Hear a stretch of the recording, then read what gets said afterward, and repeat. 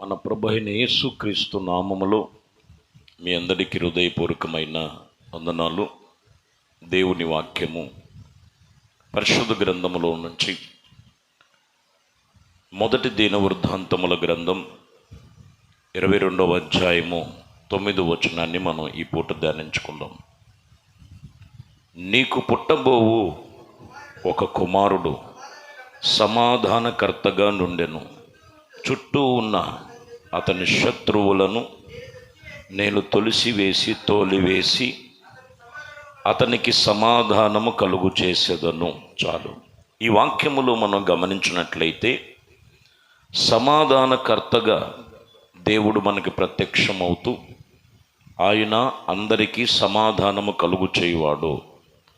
దావీదు కుమారుడైనటువంటి సొలొమోను దేవుడు వాగ్దానము చేస్తూ అతనికి చుట్టూ ఉన్న శత్రువులను చేత సమాధానము లేని ఆ అసమాధానాల మధ్యలో ఉన్నప్పుడు వారిని నేను తోలివేసి నేను వారికి ఇదిగో సొలొమోనుకు సమాధానము కలుగు చేసేదను. ఈరోజు దేవుని వాక్యము అందరికీ సమాధానము కలుగు చేయువాడు ప్రభు అయిన యేసుక్రీస్తునందు ఈరోజు మనం గమనించాలి. లోకములో మనుషుల మధ్యలో సమాధానం లేదు, భార్యాభర్తల మధ్యలో సమాధానం లేదు, బిడ్డల విషయంలో తల్లిదండ్రులకు సమాధానం లేదు. మరి ఇంకను చూస్తే శరీర బలహీనతల వలన ఆ వ్యక్తికి సమాధానం లేదు. ఆర్థికంగాను మరి కొన్ని విషయాల్లో సమాధానం లేదు, ప్రాంతాలలో సమాధానం లేదు. ఈ సమయములో అందరికీ సమాధానము కలుగు చేయువాడు మన ప్రభు అయిన యేసుక్రీస్తునందు ఈరోజు వాక్యం ఈ రీతిగా తెలియచేస్తూ నేను సమాధానము కలుగు చేసేదను. ఈ వాక్యములో మనము పరిశోధన చేస్తూ ఇదిగో సమాధానము కలుగు చేయువాడు. మొదటి సమూయేలు గ్రంథములో 7వ అధ్యాయము 14వ వచనంలో మనం చదివితే, మరియు ఫిలిష్తీయులు ఇశ్రాయేలు ఎదుట నుండి పట్టుకున్న పట్టణములు ఇశ్రాయేలుకు తిరిగి వచ్చి, ఇక్కడ రాయబడిన మాటలో మనం గమనిస్తే ఇశ్రాయేలును ఫిలిష్తీయుల చేతిలో నుండి విడిపించి మరియు ఇశ్రాయేలుకు అమోరీయులకును సమాధానము కలుగును. ఇక్కడ మనం చూస్తే ప్రజలైన ఇశ్రాయేలుకు సమాధానం లేదు. కారణం ఏమై ఉన్నదంటే ఫిలిష్తీయుల చేతిలో చుట్టూ ఉన్నటువంటి కొన్ని పరిస్థితుల వలన. బాగా గమనించాలి, ప్రభువుని వెంబడిస్తున్నటువంటి ప్రతి ఒక్కరము గమనించాలి. లోకములో అనేకమైన విషయాల్లో పనిచేసే చోట కావచ్చు, ఉద్యోగం చేసే చోట కావచ్చు, వ్యాపారం చేసే చోట కావచ్చు, కొందరికి సమాధానం ఉండదు. చుట్టూ ఉన్నటువంటి కొన్ని పొంచి ఉన్న సాతానుడు అనేకమైన తంత్రాలు వాడు కుయుక్తు చేస్తూ ఉంటాడు. ఆ సందర్భములో ఆయన ప్రజలైన ఇశ్రాయేలుకు ఇదిగో అమోరీయులకును సమాధానము కలుగునట్లుగా ఈ లేఖనములు సెలవిస్తున్నటువంటి మాటలు. దేవుని వాక్యం ఈరోజు మనతో చెప్తున్న మాట, ఆయన సమాధానము కలుగు చేయువాడు. మరొక చోట రాయబడి ఉన్నది, కీర్తన గ్రంథం 29వ అధ్యాయము 11వ వచనంలో మనం చదివితే, యెహోవా తన ప్రజలకు బలమును అనుగ్రహించును, యెహోవా తన ప్రజలకు సమాధానము కలుగు చేసి వారిని ఆశీర్వదించను. చూడండి, ఈ మాటలు మనం గమనిస్తే దేవుడు వలనే బలము కలిగి ఉంటుంది, దేవుని వలనే సమాధానము కలిగి ఉంటుంది, దేవుని వలనే ఆశీర్వాదము కలిగి ఉన్నది. ఈరోజు దేవుని కాదని కొంతమంది లోకములో మరి అసమాధానాల మధ్యలో, కుటుంబాలకు అసమాధానాల మధ్యలో, పిల్లలకు అసమాధానాల మధ్యలో, ఆరోగ్యకరమైనటువంటి సమాధానం లేని అసమాధానాల మధ్యలో ఉన్నప్పుడు దేవుని యందు నీకు బలమును, దేవుని యందు నీకు సమాధానం, దేవుని యందు నీకు ఆశీర్వాదము కలుగును. ఆ దేవుని సన్నిధిలో యేసుక్రీస్తునందు ఎవరైతే విశ్వసించి ఆయన యొద్దకు వస్తారో ఆయన సమాధానకర్త అయినటువంటి దేవుడై ఉన్నాడు. ఆయన వెంబడించు వారికి, ఆయన యందు విశ్వాసం ఉంచిన వారికి, ఆయన యందు నమ్మికుంచిన వారికి, ఆయనతో నిబంధన చేసుకున్న వారికి ఆయన సమాధానము కలుగు చేయువాడు. ఈరోజు వాక్యం చెప్తున్న మాటలో మీరు ఏ స్థితిలో ఉన్నారో, ఏ పరిస్థితుల మధ్యలో, ధనం ఉందండి, నివసించటానికి నివాస స్థలములు ఉన్నాయి, ఇదిగో నివాస స్థలములో మనుషులు ఉన్నారు, చెప్పుకొనటానికి ఎంతో గొప్ప చదువులు లేదా ఉన్నత ఉద్యోగములు ఎన్నో విషయాల్లో ఉండొచ్చు, కానీ సమాధానం అనేది లోకములో లేదు. జీవము కలిగిన దేవుని సన్నిధిలో ఆయన యొద్దకు వచ్చినట్లయితే నీకు బలము కలుగు చేసి, నీకు సమాధానము కలుగు చేసి ఆయన ఆశీర్వదించగలిగిన దేవుడు. చూడండి, గిద్యోనుతో న్యాయాధిపతుల గ్రంథములో మనం చదివితే 6వ అధ్యాయములో 23లో మనం గమనించవచ్చు. అప్పుడు యెహోవా నీకు సమాధానము, భయపడకుము, నీవు చావవని అతనితో సెలవిచ్చును. చూడండి, ఇక్కడ మనం గమనిస్తే గిద్యోనుతో చెప్తున్నాడు, యెహోవా సమాధానము నీకు కలుగుద్ది, భయపడొద్దు, ఏ విషయంలో ఆందోళన చెందొద్దు. చూడండి, కొన్నిసార్లు కొన్ని పరిస్థితులను బట్టి, కొన్ని ఇబ్బందులను బట్టి, కొన్ని ఇక్కట్లు బట్టి, కొన్ని పరిస్థితులు వారి మీదకు వస్తున్నప్పుడు భయపడుతున్నటువంటి సందర్భం.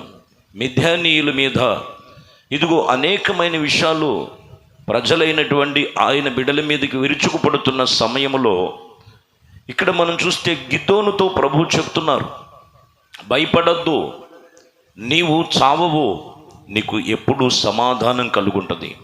కొన్నిసార్లు భయం ఏం చేస్తుందంటే సమాధానము నిలపదండి, సమాధానం ఉండదు. అదే భయముతో, అదే ఆందోళనతో నా కుటుంబం ఏమవుద్ది, ఇదిగో నేను ఈ చిక్కుల్లో ఉన్నాను, ఈ సమస్యల్లో ఉన్నాను, ఇదిగో ఈ యొక్క పరిస్థితుల మధ్యలో నేను ఉన్నాను, నన్ను ఆదరించేవారు, నన్ను ఓదార్చువారు ఎంతో మనుషుల కొరకు ఎదురు చూస్తూ ఉంటారు.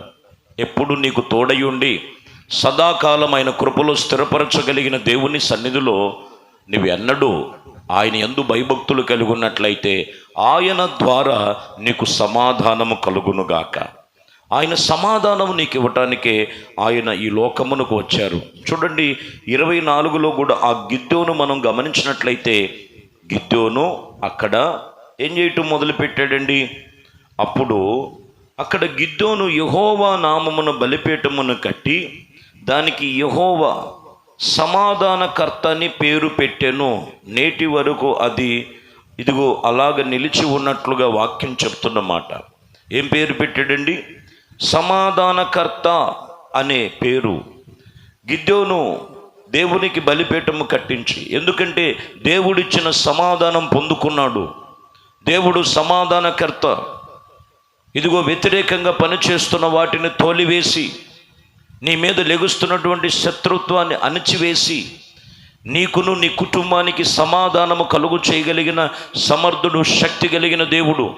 ఆ సమాధానకర్త అయినటువంటి దేవుని సన్నిధిలో నీవు ఆయన బలము, ఆయన ఆత్మచేత నింపుదల నీలో ఉన్నట్లయితే నీకు బలము కలుగు చేసి, సమాధానము కలుగు చేసి, ఆశీర్వాదముతో నింపగలిగిన దేవుడు.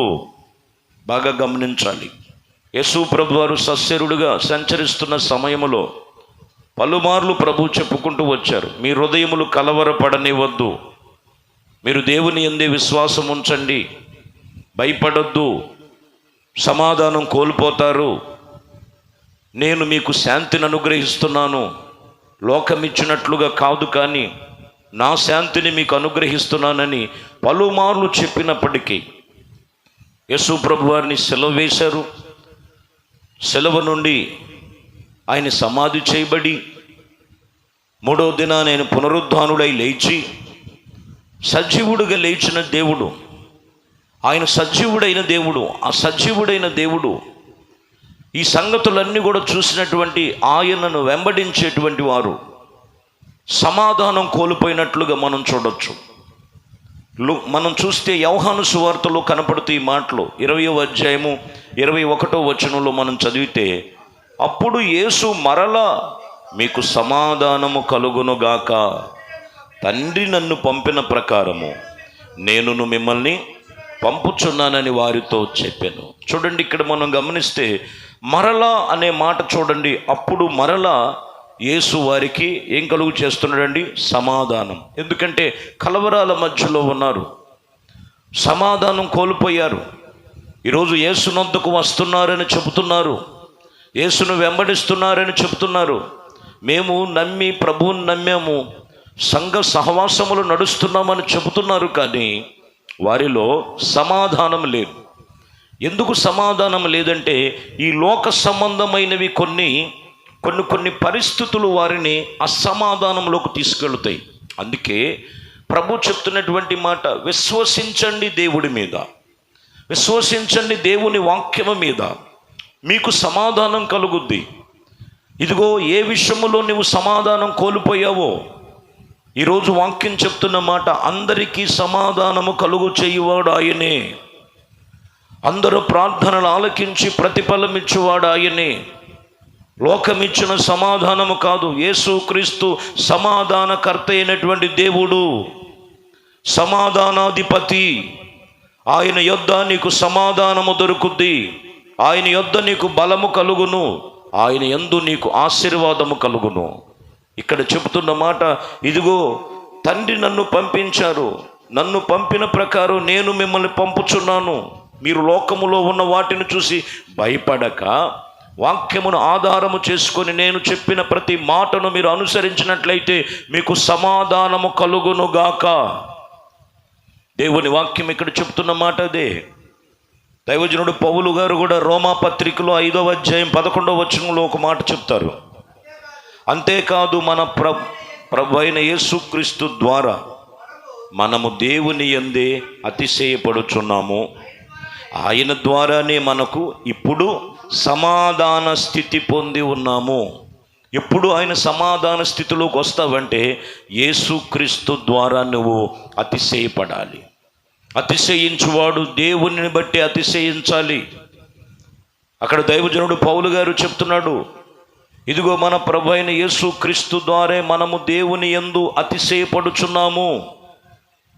కొందరికి దేవుని యందు అతిశయం ఉండదు. లోకములో ఉన్నటువంటి అతిశయం ఎక్కువ.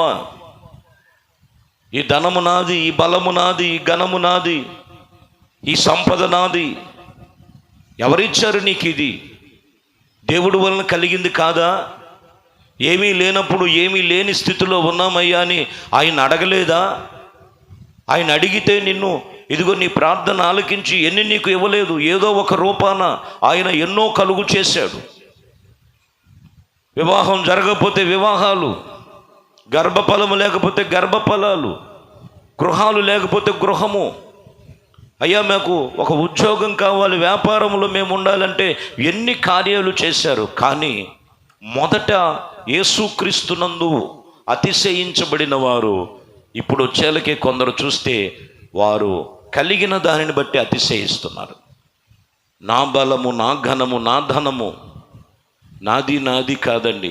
సమస్తము అతిశయించువాడు దేవుని యందే అతిశయించాలి. ఇది దేవుడి వలన కలిగినది అనే మనసు మనలో ఉన్నప్పుడు అతిశయించువాడు యేసుక్రీస్తు ద్వారా మన దేవునితో మనం అతిశయించబడినట్లయితే ఆయన ద్వారా మనకిప్పుడు ఏం కలుగుద్దంట?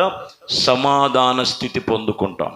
ఏ విషయంలో నీకు సమాధానం లేదో ఒక్కసారి, ఇదిగో ఈ లోక సంబంధమైనటువంటి విషయములు నేను గొప్ప తెలివి కలవాడిని, చదువుకున్న వాడిని, ఇదిగో లేకపోతే ధనము కలిగిన వాడిని, ఒక ఉన్నత ఉద్యోగములో ఉన్న వ్యక్తిని అని నువ్వు అతిశయించబడొద్దు. కానీ ఇది దేవుని వలన కలిగి ఉన్నదే అని నువ్వు దేవుని యందు అతిశయించినట్లయితే నీవు అన్ని రంగములో కూడా అతిశయించే ప్రభువు మీద నువ్వు ఆనుకొని ఉండగలిగితే నీకు అక్కడ సమాధాన స్థితి కలుగునుగాక, సమాధానము కలుగునుగాక. ఏ విషయములో నీ కుటుంబములో నీ యొక్క కలిగిన ప్రతి విషయములో అసమాధానాలు ఉన్నాయో ఇంకనూ నువ్వు గమనించినట్లయితే నీ శరీరములో బలహీనతలను బట్టి సమాధానం లేదేమో, ఒక్కసారి నీవు దేవుని యందు అతిశయించు, నీకు సమాధాన స్థితి దేవుడు ద్వారా కలుగు చేయునుగాక. ప్రార్థనలో ఏకీభించి కళ్ళు మూసి ప్రార్థన చేద్దాం. పరిశుద్ధుడా, ప్రేమ స్వరూపి, దయగలిగిన మా ప్రభా, మీకు స్తోత్రములు నాయనా. అందరికీ సమాధానము కలుగు చేయువాడనని ఈరోజు వాక్యము చేత మాకు ప్రత్యక్షమయ్యారు. మీ వాక్యములు విన్న మీ బిడ్డలందరూ కూడా సమాధానము కలుగునట్లు అతిశయించువారు దేవుని యందు అతిశయించేవారుగా, దేవుని యందు నిలిచేవారుగా, నీవు సమాధానకర్తవని తెలుసుకొని దేవుడి వలన బలము కలుగుతుంది, దేవుని వలన ఇదిగో సమాధానము కలుగుద్ది, దేవుని వలన ఆశీర్వాదము కలుగుద్దని మీ మాటలు చెప్పిన ప్రకారము ప్రతి ఒక్కరూ లోకములో వైపు చూడక, లోకములో ఉన్న వాటి వైపు అనుసరించక, సమస్తము అతిశయించువాడు దేవుని యందు అతిశయించి మీరే ఆ సమాధాన స్థితి మీ బిడ్డలకు కలుగునట్లు మీ కృపలో స్థిరపరిచి ఈ ఉదయమే ఈ ప్రార్థనలో ఏకీభిస్తున్నా వారి కుటుంబానికి, వారి వ్యాపారానికి, చేతి పనులకును, ఉద్యోగములకును, పిల్లల యొక్క విద్యారంగమునకు, సమస్తము అన్ని విషయములో ఇప్పుడు మరెప్పుడు సమాధానము కలుగు చేయునుగాక. సదాకాలం మీ కృప తోడయుండి సమస్తమును మీ చేతులకు అప్పగిస్తూ నజరేయుడైన యేసు క్రీస్తు నామములో ప్రార్థించి వేడుకొనుచున్నాము తండ్రి, ఆమేన్. ప్రభు మీకు సమాధానము కలుగునుగాక.